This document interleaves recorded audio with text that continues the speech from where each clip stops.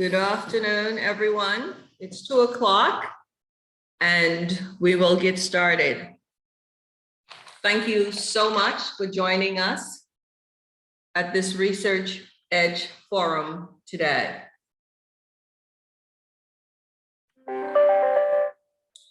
Our first presenter today is Mrs. Sands Knowles.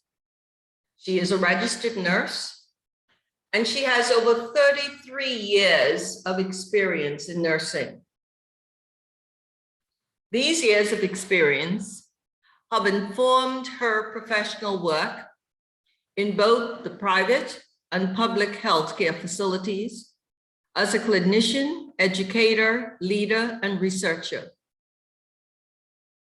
She has worked in pediatrics, in medicine, in the intensive care, accident and emergency, and continuing nursing education during her 17-year tenure at the Rand Memorial Hospital in Grand Bahama.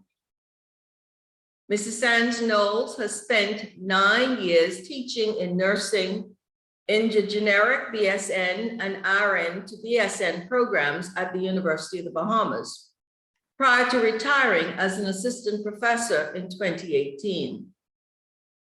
However, in 2021, she saw her love and her passion of teaching. It drew her back into the virtual classroom as an adjunct faculty at the university. She is a relentless pursuer of knowledge. And as such, Shamel is currently enrolled in a full-time doctoral studies program. She is a Ph.D. candidate in the Faculty of Nursing at the University of Alberta in Edmonton, Canada. Over the past 2 years, she has published 4 peer-reviewed articles and a chapter in a Canadian text related to her research interest, nursing and the nursing workforce. Her doctoral work, an overview of which she will present today, examines factors influencing nurse turnover intentions in the Bahamas during the COVID-19 pandemic. Please join me as we welcome our first presenter for today, Mrs. Shamel Sands Knowles.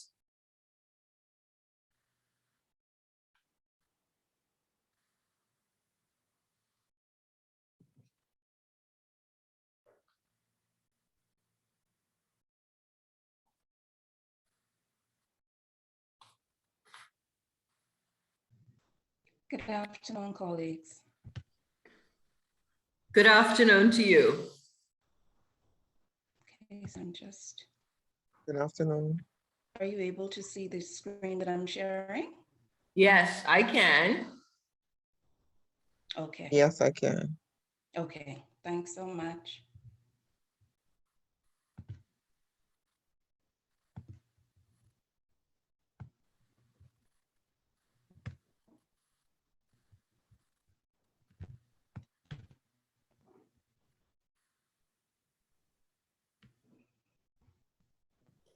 So do you see the photo with the current Minister of Health surrounded by nurses?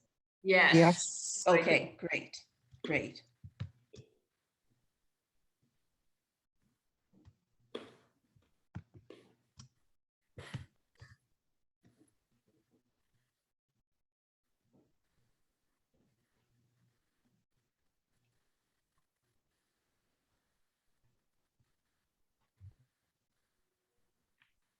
Now, please let me know if you're able to see the video.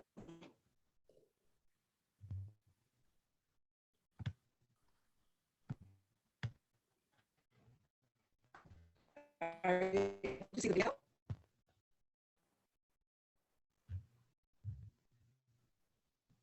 Colleagues? Yes? Yes, we can see. Are you able to see the Can see Shamel. video? Okay.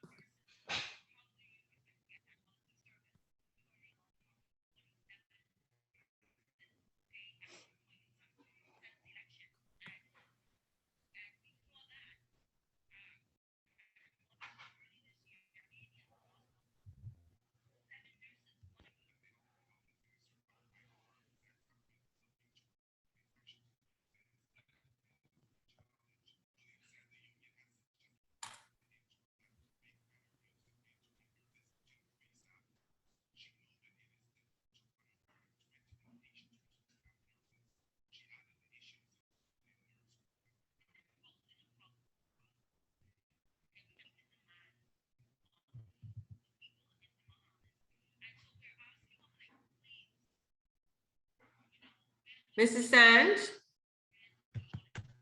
Yes. we cannot hear an audio. Oh, okay.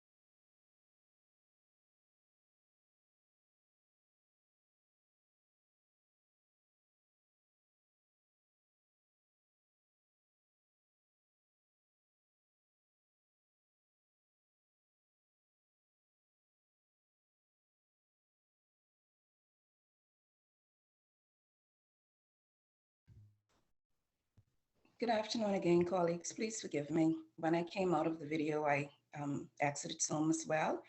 I will just begin the presentation minus the video. Is that okay? Yes. That should be fine.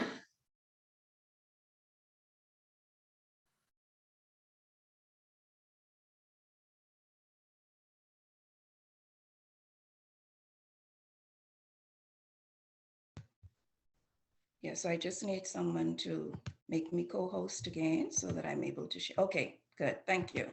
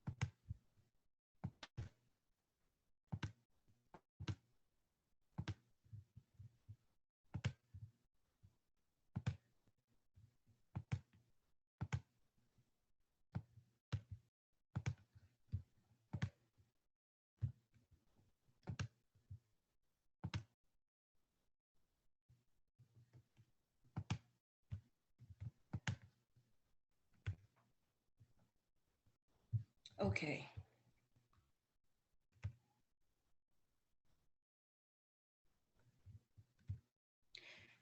So good afternoon again, colleagues. You're able to hear me clearly?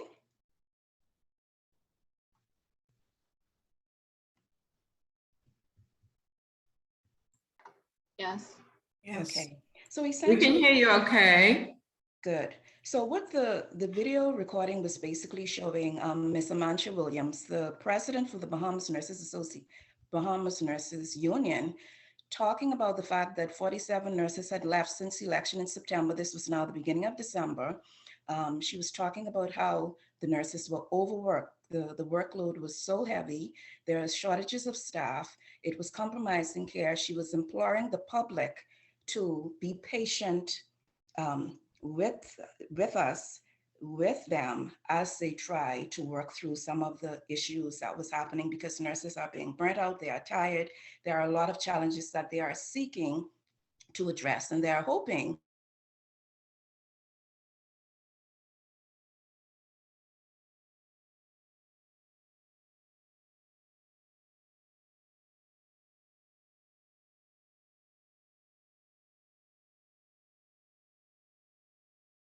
it is in fact a policy that recruitment is one of the main strategies for addressing the nursing shortage in this country.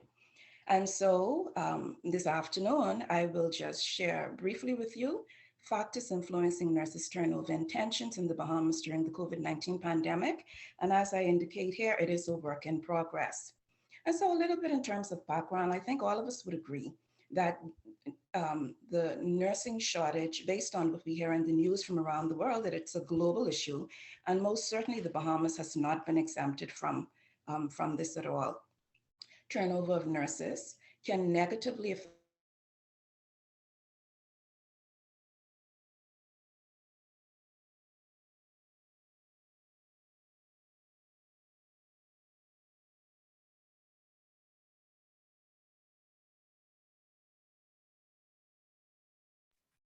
Mrs. Sands, can you hear us? predictive antecedent of nurse turnover is the fear of COVID-19 over the last 2 years since this COVID pandemic.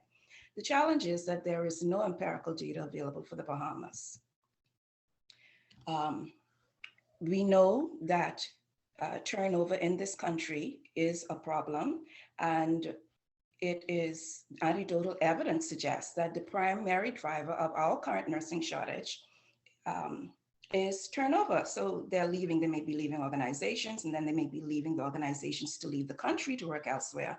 But turnover is the cause of our nursing shortage. And so challenging work conditions exacerbated by the ongoing COVID-19 pandemic creates ideal conditions for nurse turnover. That is also empirically supported, because we're getting quite a bit of research, as you can imagine, around COVID and nurses and the impacts. Again, lack of empirical evidence regarding job demands, job resources, and emotional and psychological well-being of nurses in the Bahamas is a problem. And so the purpose for my doctoral research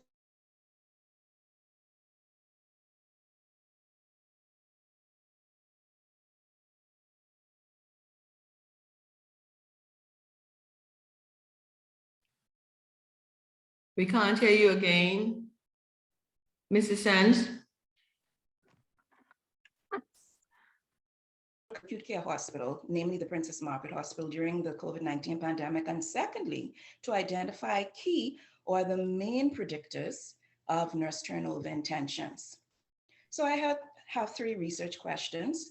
The first, what is the influence of job demands? And for me, for this study, job demands includes the fear of COVID-19 and workload, what's influence of job resources. And here I'm talking about managerial support or supervisory support, collegial support, and human and material resources on nurse turnover intentions. And then I ask, does well-being, and when I say well-being, I'm talking about anxiety, stress, and burnout, does well-being mediate the influence of job demands and job resources on nurses' turnover intentions? And then the third question, what are the key predictors of nurses' turnover intentions? And so I have 4 hypotheses.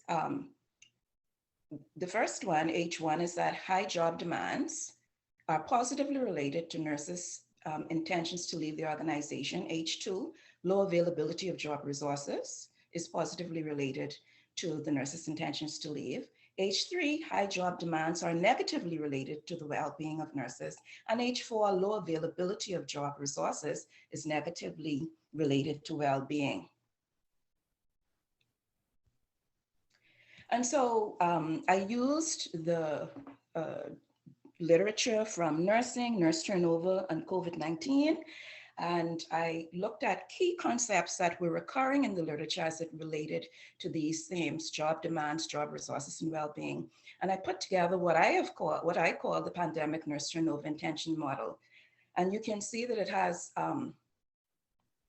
2 independent variables, job demands and job resources, made up by 2 and 4 continuous variables respectively. The intermediate, the mediating variable is well-being, and the dependent variable is turnover intentions. And so my design is cross-sectional, correlational. It's more descriptive than anything else.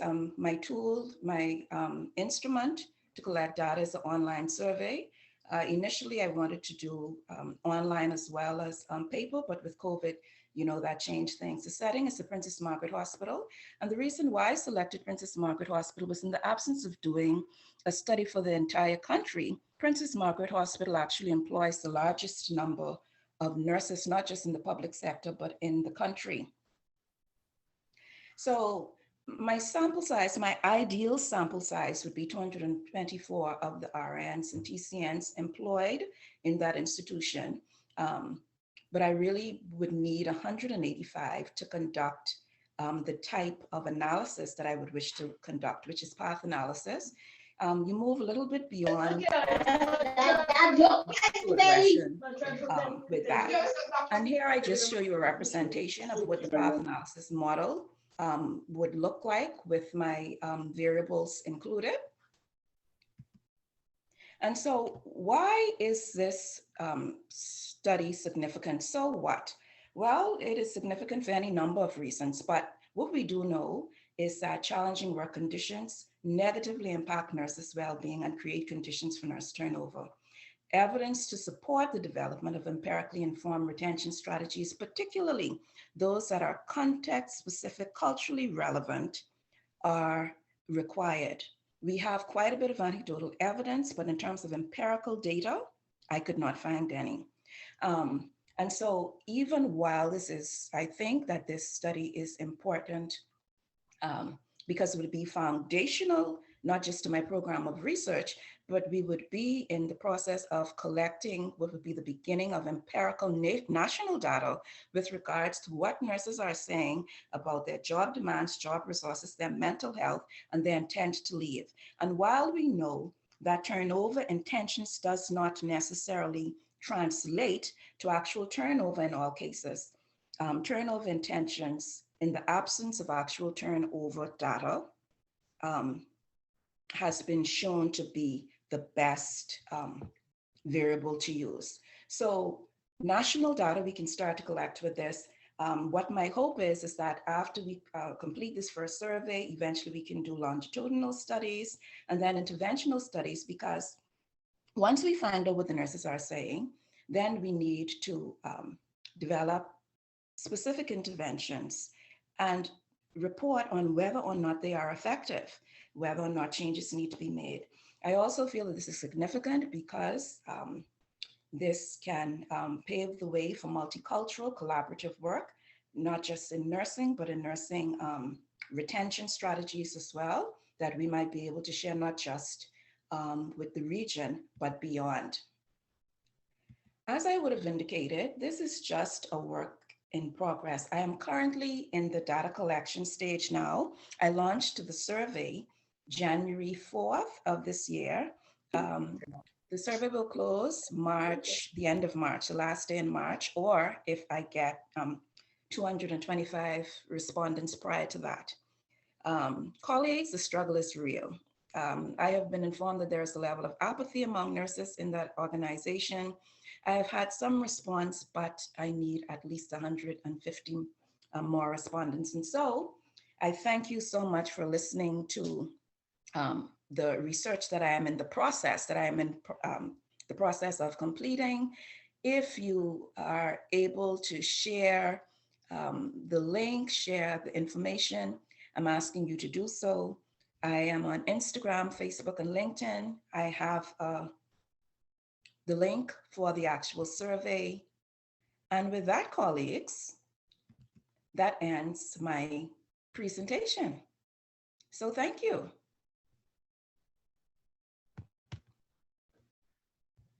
Thank you so much, Mrs. Sands. We are grateful for your presence and for your presentation today.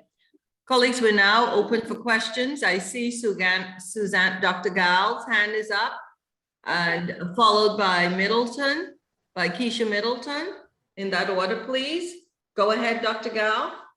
Thank you very much, Shamel. Yes, I can imagine this is a tough time but it's a great, timely question. And anyway, when you say you want 225 responses, I think, that's what percentage of the total? Because surveys like this, it's hard to get high percentages. And so I wonder how to put that into perspective and what other strategies you have in mind for getting that number. Okay, thanks so much for that question. Great question, by the way.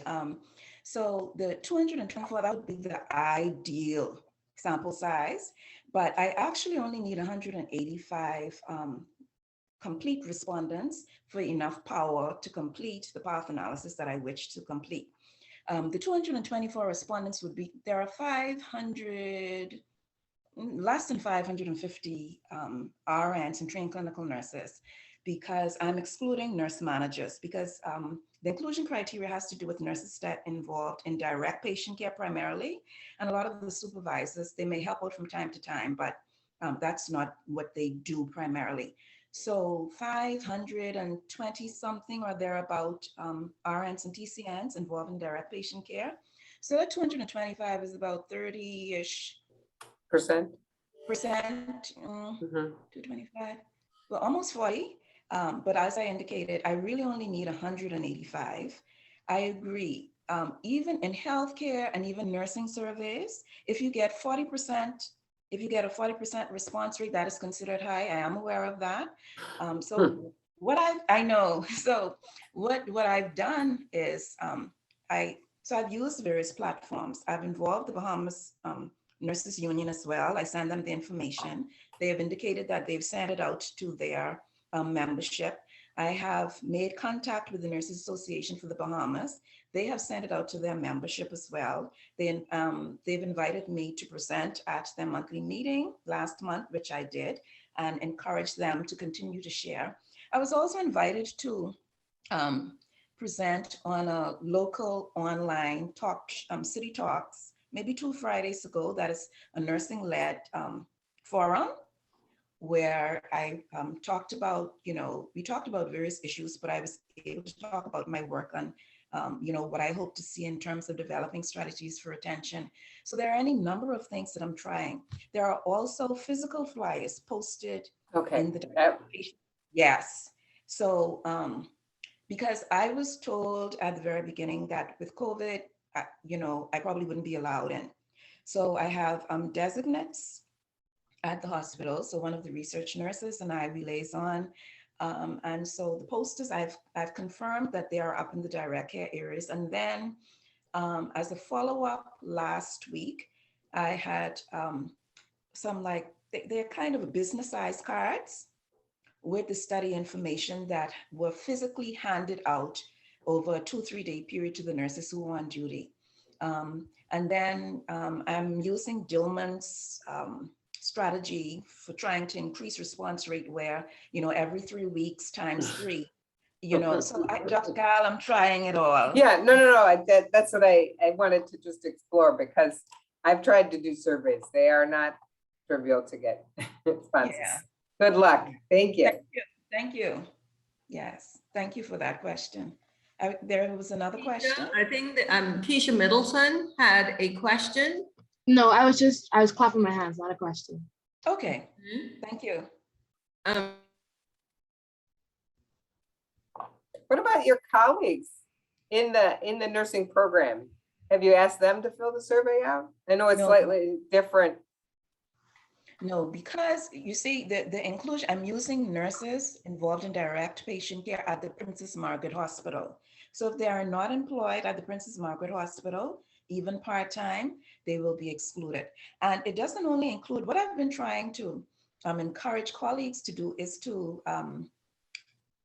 ask our internationally educated nurses to participate as well. As much as 20% of the nurses employed in this country, and particularly in the public health system, are expatriate nurses. Now, what I do intend to do, Dr. Gal, is reach out. I know they have like their own associations, like some of the Africans and some of the Filipinos. And so that is what my next move is, because they make up too much of our workforce for us not to get their input as well. But maybe your colleagues that go into the nursing, into Princess Margaret for practicums could take some of your cards with them. Well, actually, one already has. Good. So Good. yes, one already has. So she, along with the nurse researcher in the facility, they have been the two who have been distributing the cards for me. Excellent. Thank you very much. Good Thank luck. you. Thanks. Okay. Are there any further questions for Mrs. Sands? Faith? Dr. Butler, your hand is raised. You may Yes. open your mic and proceed, please. Thank you very much. Thank you. You're welcome. I'm wondering, Shamel, if the nurses at doctors are eligible for this study. No, ma'am. It's Okay. Princess Margaret Hospital Okay. only.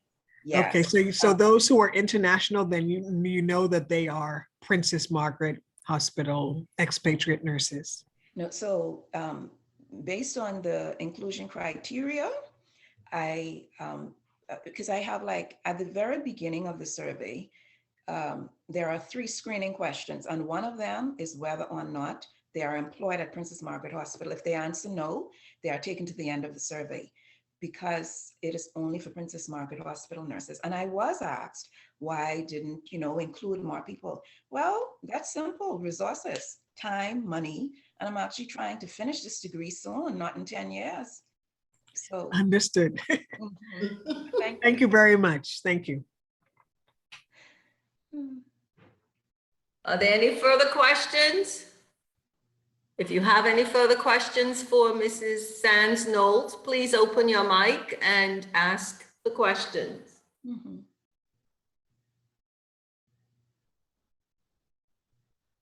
Or even if there are any suggestions, like Dr. Gall or even Dr. Butler, they were asking certain questions in terms of inclusion. If you need clarification, if there are other things that you think might be useful, I am certainly open to any suggestions. And if you don't want to do it in this forum, just send me a quick email. I would be grateful. But thanks so much, colleagues. If there are no further questions, thanks for giving me this forum in which to, I've been able to share what I'm in the process of doing. And hopefully in short order, I will be able to give you actual findings to this study. Thanks so much. It is my hope that you're able to do that. I recall many, many years ago, someone who was a nurse at the time was pursuing a Ph.D. and needed questionnaires filled out. And she was away, I was at home, and she contacted me to find out if I would be so kind as to assist in the process. So I do know that it is difficult getting the information. And with the COVID going on, Yes. I would have volunteered to go there and ask nurses to complete the form for you. But with COVID, I'm afraid I cannot extend that to you. I did it for her, and I certainly would have done it for you.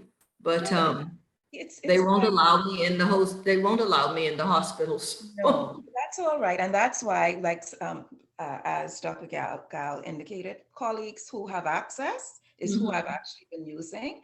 Good. And so I've actually been asked by nursing administration, Shamel, maybe you need to come in and interact with them. I said, well, okay, since you've now said I can come in, because initially I was told that I couldn't. Right. So what I intend to do is I will be in New Providence in a couple of weeks, in another week or two, and I will make a point to go into to go into the clinic, because quite a number, I think if it wasn't COVID and had physical surveys and they could do online or physical surveys, I think there's You know, The response rate would definitely be higher. better, yes, would have been I better. agree. But at this I point, see Virginia Balance's hand is up. oh, okay. Mrs. Balance, please open your mic and ask your question. Thank you. Thank you, Mrs. Moxie. Good afternoon. Shamel, how are you? Your study is so interesting and obviously will be very useful in terms of trying to figure out how to stop the outflow of nurses. Up to now, it's all been sort of anecdotal, the numbers. Yes, exactly. Apart from the one study that was done by Amy Weldon, maybe 10 or more years ago. But she only surveyed one class, as I recall, and that was before internet, so it was a lot more difficult. But my question is about the IRB process. Did you have to get permission from the hospital? Oh, Miss How did that Balance, go? Traumatic. It was a traumatic experience, I must tell you. I imagine there are many nurses who might want to do research, but if you need a strong constitution to go through it. So I did have to, well, I had suggested to my supervisors that, look, let me just, if it was online anyway, I would need IRB from the hospital because I was not asking to go in physically to do anything. Let me just keep everything strictly online. And once I got IRB from the university, I'd be okay. They didn't think it was a good idea, particularly with COVID, you know, where they felt that it would have been better to have like posters and stuff in the hospital. Months, almost an entire semester of waiting and writing back and forth. And I think there were 4 or 5 persons whose permission I needed to get the Ph.D. IRB. Then I had to get permission from some national IRB. And I'm like, it's just a small, I'm not doing stem cell research. It's just a small study with nurses in Princess Margaret Hospital.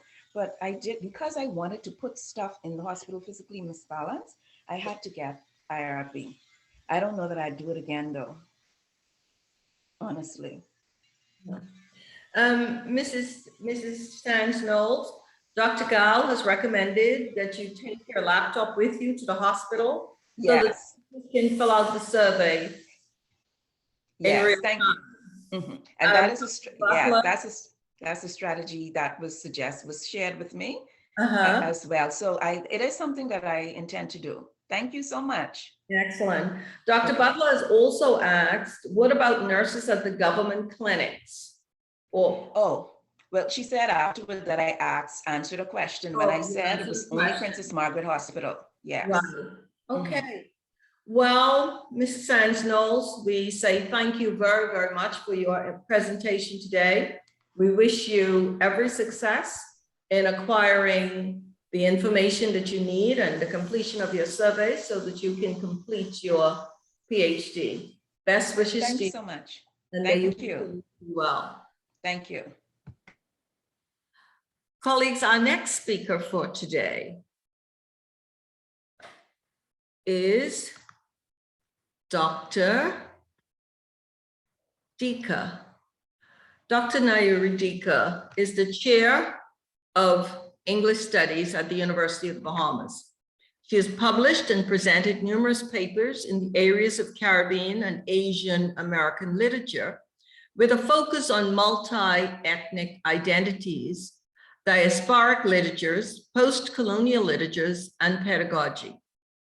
She's in the process of writing a book on pro-social pedagogy and social justice. Dr. Deka has taught a wide range of American and world literature, including text from various diasporas and focusing on the interactions with cultures and races. Please join me as we welcome Dr. Mayuri Deka. Dr. Deka. So much, Dean Moxie. It is very nice to have you all here this afternoon. Thank you all for joining us today. And Mrs. Sands, it was very interesting to hear your talk because some of the points that you bring up in your presentation are actually points that I'm also going to touch on in certain ways. As you all know, my talk is focused on the importance of empathy in business leadership. And so as I focus on this topic, it becomes more and more apparent that at this point in time in history, with COVID having such an impact on our lives, this becomes a crucial topic to talk about. Now, Yeah. it has generally been accepted that empathy has been a critical skill for leaders, especially for business leaders. But within this new sphere that we are in, it is taking on a new level of meaning and priority.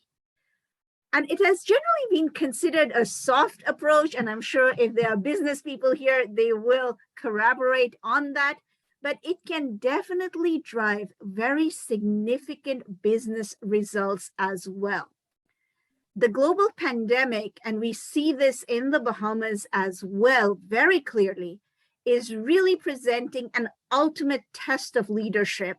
And we can see this across geographies, across industries, and we see that from the government sector to the tourism sector, and we see that in the health sector, school systems, in NGOs. Almost every organization that exists at this point has experienced some form of unprecedented challenge over the last almost 2 years, a year and a half. And these challenges have really tested the values and skills of its leaders. Now, as we talk about crisis leadership, the effects of stress are becoming obvious. And this is where I'm saying the points that were made in the earlier presentation really do connect here. And this is why empathy is also so very important at this point. People are experiencing multiple kinds of stress at this point, and the data it is suggesting that it is affected in enormous numbers by the pandemic and the ways our lives and our work have been completely turned upside down. So some of the statistics that have been found is focused on the mental health issue. So a global study that was done by Qualtrics found that 42% of people have experienced a decline in mental health over the pandemic lockdown period. Specifically, 67% of people are experiencing increases in stress, while 57% have increased anxiety. 54% of people are emotionally exhausted, 53% are sad, 50% are irritable, 28% are having trouble concentrating, 20% are taking longer to finish tasks. And the reason I chuckle a little bit is that when we are in the classroom setting, I think all of us are dealing with that sort of numbers where we are seeing not just students struggling within the classrooms, but also we can see our colleagues and ourselves struggling to maintain that same form of focus and that same form of completion of task rates that were happening before the pandemic. And we're also seeing that 15% of the people are having trouble thinking, and 12% are challenged to juggle their responsibilities that they have. So that study focuses only on mental health issues, but we are also seeing a huge impact on our personal lives and how we actually juggle and how we deal with the responsibilities that come within our personal lives during this period. So a study that was done by Charlotte Fitz, Young Pak, and Brittany Shepard found that our sleep is compromised when we feel stressed at work.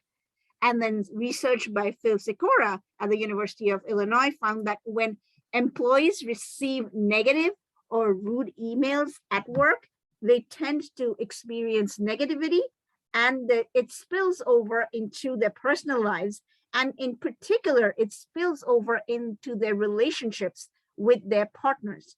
So what we are seeing increasingly is that the negative influences of rude emails or uncivility in the workplace is having huge impact in the personal lives and the personal intra relationships that we tend to have. And this in turn is having a huge input on the performance and turnover and the experience and the customer experience that organizations are having. So a study which was published by Christine Porath and Amir Erez in 2017 found that people on the receiving end of rudeness at work, we see suffering of their performance. And they are also, and this is the interesting part in this research, they found that people who receive more rudeness are less willing to help other people. And further research by Christine Porath also found that workplace incivility is rising. So we see an increasing uptick in workplace incivility. And the effects of that is extensive, because as one can imagine, some of the basic results of that is that it reduces collaboration between colleagues. And when the collaboration and best interest within colleagues is reduced, it affects the overall performance, not only of the individuals, but the organization as a whole. And that leads to a deterioration of customer experiences and leads to increased turnover, something that we were just talking about. So navigating this uncertainty, which has definitely increased over the last year and a half of the pandemic, requires a strong mental and emotional resilience. And it also requires a certain amount of compassion and courage within the leadership. It is within this crisis mode that we are talking about that emotional intelligence, or EQ as it is called, becomes essential for the leadership who want to impact their communities and increase their businesses. And this becomes even more crucial for leadership that is working within the crisis mode that we see at this point nationally and globally. Now, this crisis could be interpersonal, where it is impacting the relationships of people, but it could also be intrapersonal or small scale or widespread, depending on the effect that the pandemic has had on the business and the organization that we are talking about. Now, emotional intelligence is generally thought of as a set or collection of faculties or abilities that can be developed to help oneself understand oneself better, but also to understand others better. This is very, very crucial when we are talking about skillfully managing inter and intrapersonal relationships. So it is basically the ability to recognize and manage our own emotions, but also to recognize and manage the emotions of the people in the workplace. So developing emotional intelligence then equips the leaders with reliable internal resources to exercise in times of increased complexity or crisis, as we are talking about. Daniel Goleman published his book, Emotional Intelligence, in 1995. And I know that's a little bit farther down the line, but what he found really had a huge impact on how we predict and analyze employee performance. So in that way, the points that he does bring forward do still have huge impact in that sort of assessment. So he suggested that to be successful is not just to focus on high levels of cognitive intelligence, but he also suggested that emotional intelligence, and emotional intelligence is a term actually that was coined by Salovey and Mayer in 1989. And he suggested that emotional intelligence is twice as important as cognitive intelligence for predicting career success. And generally, there tends to be a far greater emphasis on cognitive predicators of employee performance. But he shifts the focus to emotional intelligence. So he suggested that high levels of emotional intelligence would improve not only the working relationships that exist within the organization, but it would also help to develop problem-solving skills. Because again, if you are focused on understanding not only your responses, emotional, affective responses, but also the affective responses of the people around you, it would lead to much greater skills in solving problems. And that would increase efficiency and effectiveness of the individual within the organization. When this collaboration happens, there is also greater possibilities of developing new strategies and being more innovative within the organization. So basically, emotional intelligence influences how we control our own emotions and deal with relationships. But as Goleman defines it, and here I'm just going to quote very quickly, he defines it as the ability to identify, assess, and control one's own emotions, the emotions of others, and that of groups, unquote. So while Goleman develops this performance-based model of EQ to assess basically the employee's level of emotional intelligence, he also creates this model to identify areas of improvement. So in general, this model consists of 5 components, and later on, he actually goes on to develop this model further, and he creates 4 more key points and categories or subcategories, if you want to call it, of self-awareness, social awareness, self-management, and relationship management, I think. But as we are talking about the basic structure of this assessment, it contains these 5 constituents as we are seeing on the screen. So the first one is self-awareness, and that seems pretty self-explanatory. It is that when an individual has high levels of emotional intelligence, then they are more comfortable in who they are, what their thoughts are, and how their understanding of situations and individuals impact others. So understanding and accepting the way one feels about oneself is the first step to overcoming any sort of bias or prejudice or feelings of othering that one might have, which leads to greater collaboration. The second step is self-regulation. Now, this is also a very crucial step when we are talking about emotional intelligence. Self-regulation is basically the ability to control and manage one's own impulses and emotions. So within the business sphere, if one acts very rashly or quickly, then there's a greater chance of making mistakes. So when we are talking about self-regulation, it is being able to control the rash impulses or the rash decision-making processes that one might want to, but to think through the process with a cool mind, pretty much. The third is internal motivation. Now, research has found pretty conclusively that it is not just material or money rewards that is a beneficial characteristic that leads to greater emotional intelligence, but it is actually a passion for what one is doing that leads to greater performity. I think all of us know that if one likes what we are doing, if one is passionate about the work that they do every day, it leads to a much more sustained motivation. It leads to a much more sustained desire to continue to work as effectively as possible, but also to be innovative in the workplace.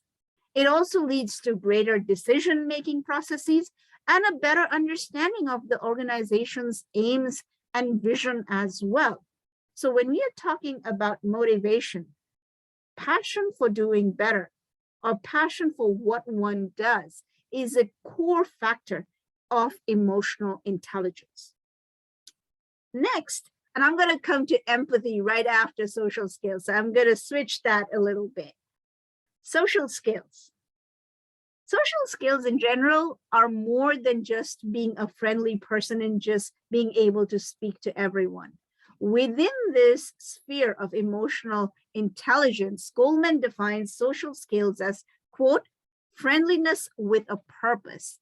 So when we are talking about the business sphere, and we are talking about creating a space where customers feel not only seen, but also that their needs and their requirements are taken into account, it means within the sphere of emotional intelligence that everyone is treated with respect, everyone is treated without any judgment.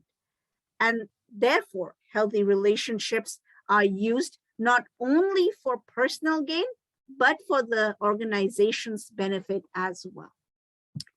Coming to the last point, which is empathy. And empathy, as you all know, is not only to understand one's own emotions, which is what we've been focusing on till now, but also to understand the emotions of the other. So it's basically being able to walk in the shoes of the other. So one then thus does not just respond based on our own self-motivation or our own judgment of what the situation is, but rather reacts to the emotions of the other as well. So in a real practical sense, within the workspace, being able to identify how your colleague is feeling, whether they have a certain mood that they are experiencing at that time, and then responding to it in a way that is helpful, that it is effective, could go a long way in developing relationships and creating a more congenial workspace. So these are the 5 key factors that Goleman identifies as crucial for emotional intelligence. And while he argues that individuals adopt these characteristics, and he argues very, very strongly that in doing so, there is a greater chance of success within the space of business.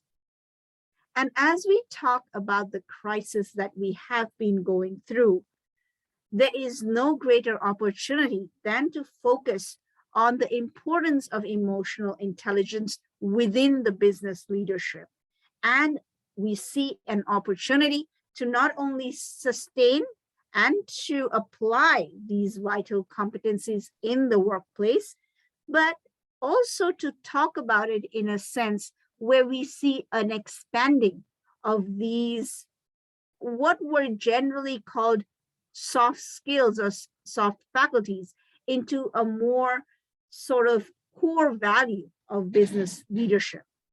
And throughout this pandemic, really, we've seen many, many inspiring stories of leadership that has been empathic, but also on the flip side, we have seen leadership that has struggled to deal with the requirements of what the pandemic is asking for them. So we really have seen both sides of this, right? And so, having gone through this, being prepared for the unexpected requires a certain sort of compassion and empathy and trust. And these are ever-evolving situations around us. And this ability to lead with these qualities requires a solid foundation and a self-reflection to better navigate the world around us as it is.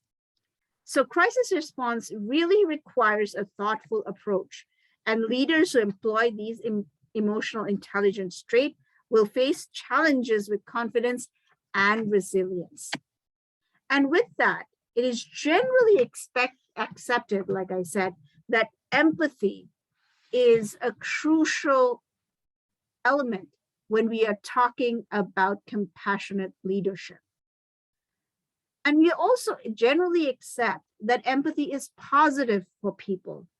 But what we are seeing increasingly is in especially new research, that it is an element that is core to human understanding. Catalyst did a research, and what they found is that it is important not just for retention of business and retention of workforce, but it is also a crucial element for innovation within the organization.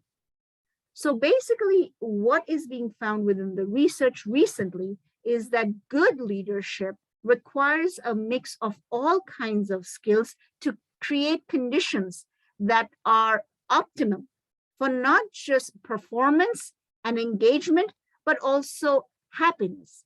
And for those skills, it is important to have empathy within the leadership.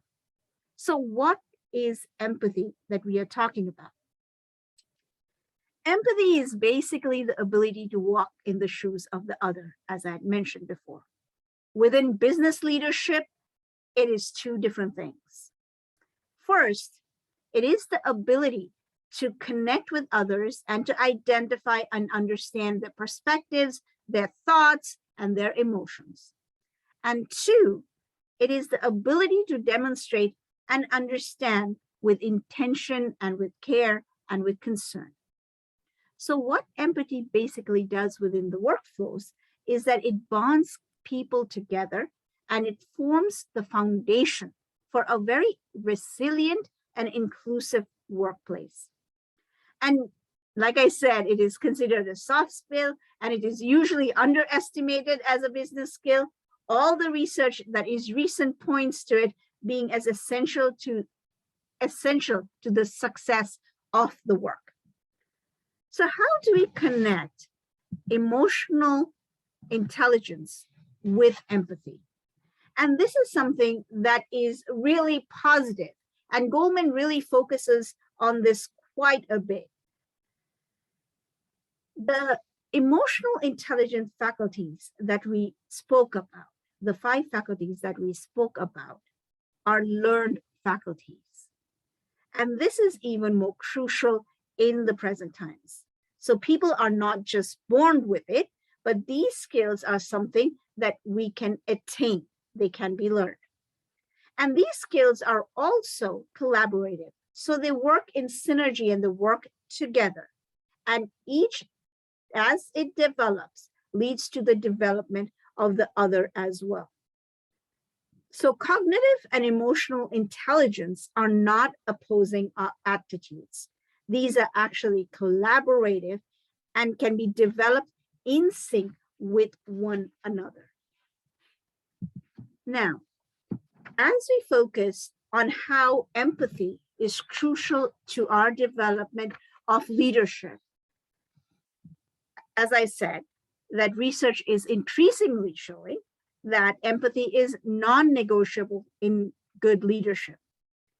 So the Center of Creative Leadership did a survey with the leadership of 6,731 managers in 38 countries. And they found a very positive correlationship between job performance and empathy. Now, this ability to imagine oneself in the affective situation of the other, while also envisioning their own responses, ideas, or thoughts, not only improves the personal experiences, but also drives substantial business results. As outlined before, it leads to more effective communication and better understanding of the needs and the goals of the team itself within the organization. So now empathy is considered a key component of that leadership effectiveness. However, we all know that it is becoming more and more challenging to find happiness at work. And one of the key solutions really, or antidotes, is to contribute to the positive experience of individuals within the workplace. And empathy, again, plays a huge role in that. So a new study by Catalyst also found that empathy has some very significant positive, constructive effects. The first one is innovation. So what Catalyst found, that when people reported that their leaders were empathic, they were more likely to report that they were able to be innovative. So 61% of employees compared to only 13% of employees with less empathic leadership. Similarly with engagement, 76% of people who experienced empathy from their leaders reported that they were engaged compared to only 32% who experienced less empathy. And retention. Retention is really core to empathy, and it is connected in both ways. Without empathy in the workplace, we find that there are huge amounts of turnover within the workplace. So 57% of white women and 62% of women of color said that they were unlikely to think of leaving their companies when they felt their life circumstances were respected and valued by their companies. The same thing with being included. 50% of people with empathic leaders reported that their workplace was inclusive compared to only 17% with those of less empathic spaces. And the last one, which is actually extremely crucial within crisis leadership, the work-life balance that all of us are looking for. So when people felt that their leaders were empathic, 86% reported that they were able to navigate the demands of their work and life much better. So they were able to juggle work and life demands at a much better rate than people who did not have empathic leadership. So what does it mean to be empathic in life, but specifically within the workspace? As you see, these are some of the qualities that are required to be empathic within the workspace. Understanding others, so basically being able to detect what others are feeling, why they're responding the way they are, is crucial. As is political awareness, being able to understand the relationships of power within the context, the socio-cultural economic context that the business is situated in, is crucial to the success of the leadership and the organization. Same thing with leveraging diversity. So providing opportunities for people with different profiles to collaborate. And this leads to a reduction of stereotyping and judgment-based bias, which leads to a more positive and innovative workspace. Also, developing others, detecting needs of development for others and helping them to grow their skills. So basically acknowledging the strengths of others and to provide them with rewards with that feedback. And the last one, service orientation. So basically anticipating the needs of the clients and meeting them. Sort of, serving the clients in a way that is very, very empathic in the sense that you understand what their needs are and you are providing them. As we talk about EQ and empathy within the leadership, it becomes important to think about how do we train business leaders to be more empathic? And especially how does literature help in these skills or in growing these skills per se? So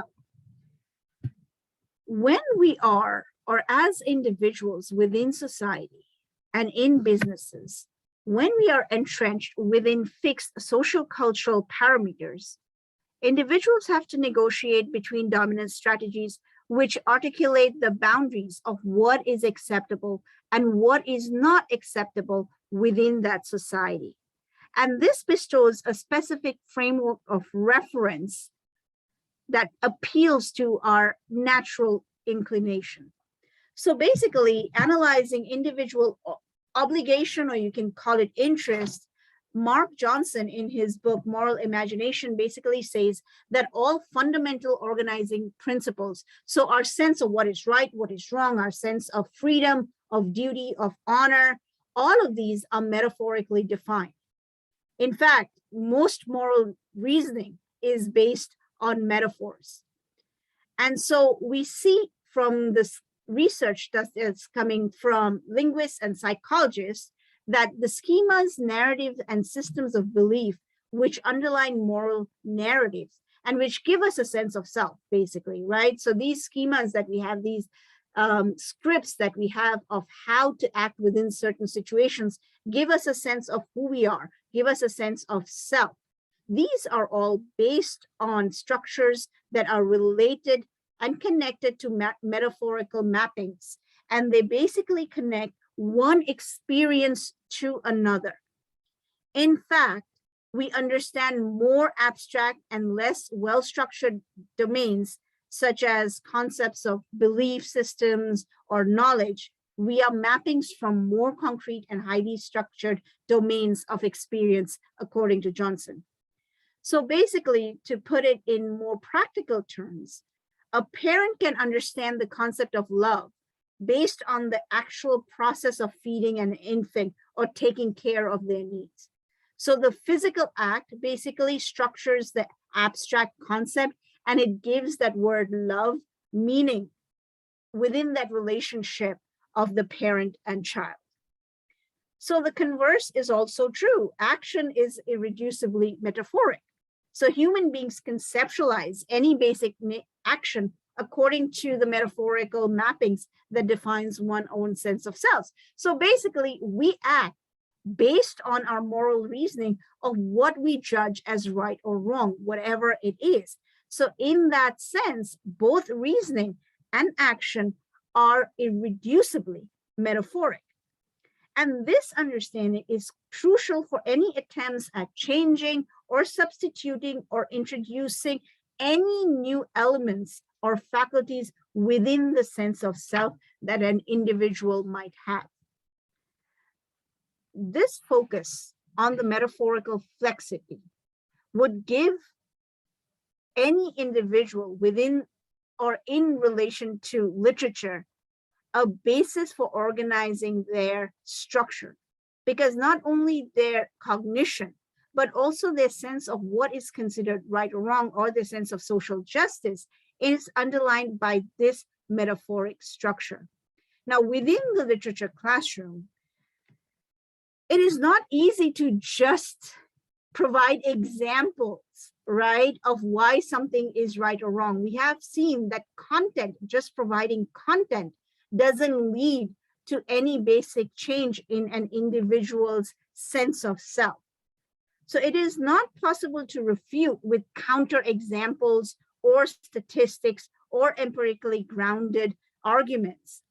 For the problem is not that an individual rejects the evidence. It's not even that they're rejecting the evidence and argument, but that this information is more directly connected to emotions. Because when someone acts with bias, or when someone is acting unempathetically, it is not because they are rejecting a counter argument. It is basically connected to their emotions. So it becomes important to think in terms of the non-propositional forms of knowledge that exist.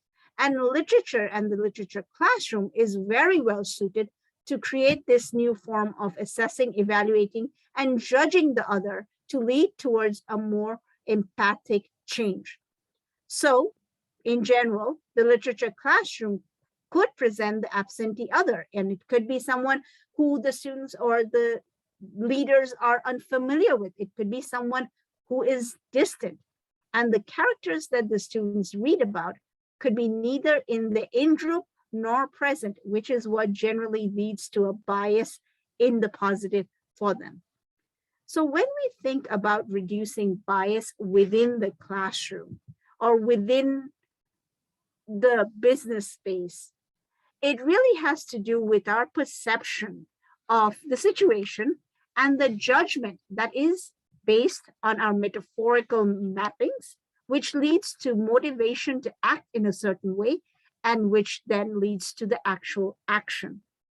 When we understand that this is metaphorical, the use of literature, whether it is through role taking, whether it's through perspective taking, or any other form of exercise that takes into account the affects of the other, really can lead to a more empathetic person.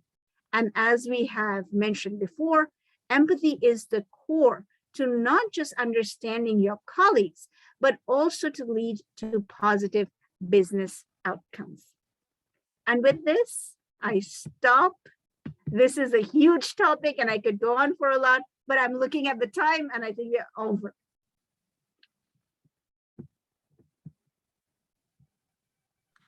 Thank you so very much, Dr. Deka, for a very informative topic.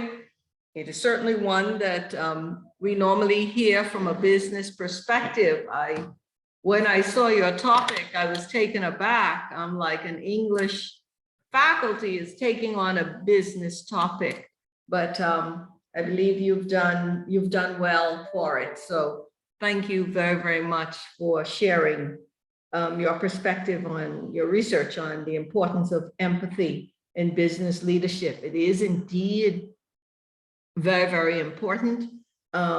Empathy is important, I suspect, not only in business, but in dealing with people, period, especially during these unprecedented times.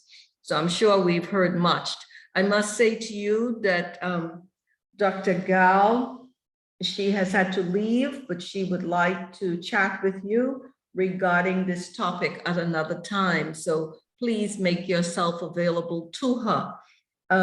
Lisa Lawler, she thanks you for your presentation and she wishes you all the best. We're now open to questions. Are there any questions for Dr. Deka? I'm sure there's a lot because the emotional intelligence, especially, is quite a hot topic. Right. And I think, especially as you said, Moxie, within these pandemic times, these are the topics that are really gaining importance, given that most organizations have had to shift their structures of business. Yes.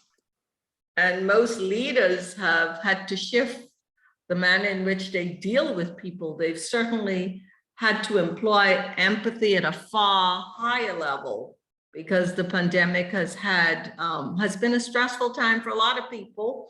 A lot of people have lost a lot of family members, a lot of friends to the pandemic. And so it has been a challenge for many. And leaders, I hope, expressed more empathy during this time than they would have had it not been a pandemic. We have a question from Amanda Wilkins, followed by Virginia Balance. Amanda, can you open your mic and ask your question? It's not necessarily a question. I wanted to just point out that I appreciated this. I appreciate Dr. Deka for speaking on this, because I think that a lot of people, not just in workplaces as in terms of being a business owner, but like even in teaching, nursing, and all across the fields, this is a very important aspect. I think that a lot of people forget this when they get in a leadership role. They think that you would be so rigid, whereas, as she stated, most people performed better when they felt as if their the leader empathized with them and understood their situation, took a walk in their shoes, and showed some type of concern. And I appreciated this a lot. I feel like it was a very necessary thing to speak about. And that's all I had to say. Thank you so Thank much. you. Can I just say one thing? I generally work with social justice and pedagogy within the classroom. And one of the core identity markers for each one of us, something that gives us a sense of self is, along with uniqueness and distinction from other people, what creates our sense of self is also recognition from the other, right? And that recognition is not just adaptation in a way, but it is also the recognition that you are a being in yourself, right? That has a space, that has consistency, that has distinction, that has uniqueness. And I think it is very, very important for leadership or any sort of relationship, really. And I think we can even talk about it in terms of the instructor and the student, to think about it within those terms, where it is not just about outcomes, positive outcomes. That's important. That is very important. But it is also about a question of identities, and what that empathic identity is engaging with is affects, it's dealing with emotions, and it's dealing with sense of right and wrong judgments. So it is something that is a very deep dive in terms of what a person's sense of self is. So thank you so much, Amanda. I appreciate your words. And I agree. This is something that is crucial to talk about, especially during these times when we have lost the contact, the human touch, really, because we are behind screens. Yes. And we are separate from one another. That is true. Dr. Ballens, you can unmute your Oh, mic. thank you. Thank you so much, Dr. Deka. That was a beautiful presentation and so apt for the times. You touched on the topic of nurse incivility, and I believe we have tried to address that before the pandemic. Here in the Bahamas, I think there was a workshop or a symposium on, it was a debate on, do nurses eat their young, it's an ongoing discussion in nursing. That's all. And it was a very good presentation. Thank you. It was. Thank you so much. Are there any further questions for Dr. Deka on a very important topic?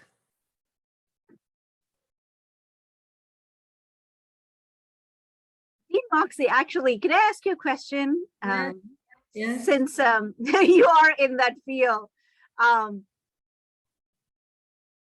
much of leadership training focuses on questions of, what we are talking about, empathy, questions of EQ, questions of social justice in that sense, not in terms of like revolutionary social justice, but in terms of equality, but through that perspective? Because legally, we know there's a lot of discussion about equity and equality. Yes.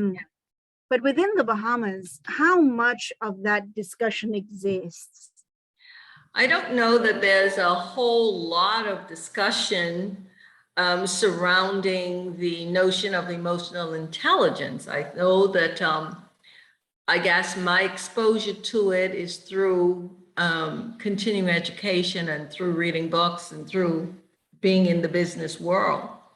But I don't even know that there are a whole lot of leaders that embody the notion of emotional intelligence. I think it's embodied more so now. And when I say now, I'm talking about in the last few years than it was previously. I think leaders recognize that if they are sensitive to the needs of their employees, that their employees would give back more and would work harder for them. And so I think there's more empathy in the workplace. I believe that because of COVID and not being in the workplace, when I say that, it's not as if you were impacted by it and you were at work, where you could have felt the emotional intelligence of your leader. That was not so. a lot of people were impacted by COVID, but they weren't at work. So who do you share with? You had to resort to your support system at home. And your support system was also grieving because they were experiencing the same grief that you were. And in some instances, you didn't have a support system. And I say that because just this week, I spoke with one of our students. And the student said to me, I was discussing his performance in a class. He said to me, he said, Mrs. Moxie, this is no excuse, but this is my reality. My father took ill with COVID and was in hospital. My mother took ill. I had to deal with both my parents, my father and my mother. My father subsequently passed. I had to make all arrangements for my father, all funeral arrangements, because my mother was ill. And I had to take care of my mother while doing that. I reached out to my faculty, but I was not given, I needed an eye because I could not cope. I was having difficulty coping. He said, my father subsequently died. How do I write a paper and an obituary and take care of my mother and try to take care of myself and keep myself well? How do I do all of that? He said, I couldn't. I found it very difficult, and I don't think that the empathy that I needed to support me during that time was there. I felt badly. I mean, you know, had I been in that situation, I would have wanted someone to be empathetic towards me. And he didn't find the same empathy. I think, right. I think there is such widespread suffering and just widespread stress. Yes. I think one other thought that came to my mind as you were talking is that also people in upper leadership are expected to show empathy or, provide that support system when they themselves might be struggling. And they need it. That's right. Right. When they might themselves be struggling, and I again say it from the space of instructors and students, because that is something I've been studying. Students are struggling, so we are pushing instructors to be more supportive of their requirements, but on the other hand, faculty are also stretched. That's right. So and also have their things that they must deal with. Yeah. So it's an interesting study. It's an interesting study, especially behind, like I said, especially behind the screen of no touch. Exactly. We have another question. A hand is raised. Dr. Patsy Wilson, please unmute your mic and ask your question. A pleasant good afternoon to all. Thank you kindly, Dean Moxie, Dr. D, very interesting topic. I just wanted to share with you really with regard to the emotional intelligence. As a middle manager, it was designed a couple of years ago before COVID-19. Middle managers, they were selected as a pool, and they used as a cohort with the former vice president of HR, where we went through some emotional intelligence. And it was very interesting to know that it is indeed a lacking subject here at the University of the Bahamas. And a lot of the middle managers, they felt that it was overdue. Sadly, it was only a pool, and we went through, and it was not continued. I would like to see that happen where it's continued, because as you indicated in your research and your findings, there is a need. And you'd be surprised what courses are going through a lot as well. But I just want to let you know that I know that we started it, but somehow the ball got dropped. It needs to be consistent something offering at UB for all leadership. It's my humble belief, because I think even from the top to down, even to the faculty itself, something should be happening consistently across the academy as it relates to empathy and emotional intelligence, because that's a strong topic, as you indicated, and based upon your research and the findings, and based upon what I have seen in the months that we had in that, because we did B2B class, I think it was 9 to 12 on certain days, and we couldn't miss. If we missed a time frame, they would kick us out of the class. And sometimes I always had other personal matters, and I thought that was very hard, because some of them had like personal matters, they couldn't come a particular time. I recall when I couldn't come, I came, my vacation is to come, so I will still be involved with the cohort. But I agree, this topic is very timely, and we need it as well. And I just want to share that with you. Thank you so much, Dr. Wilson. We're grateful for your comments and your observations. Dr. Deka, are there any further questions from the audience?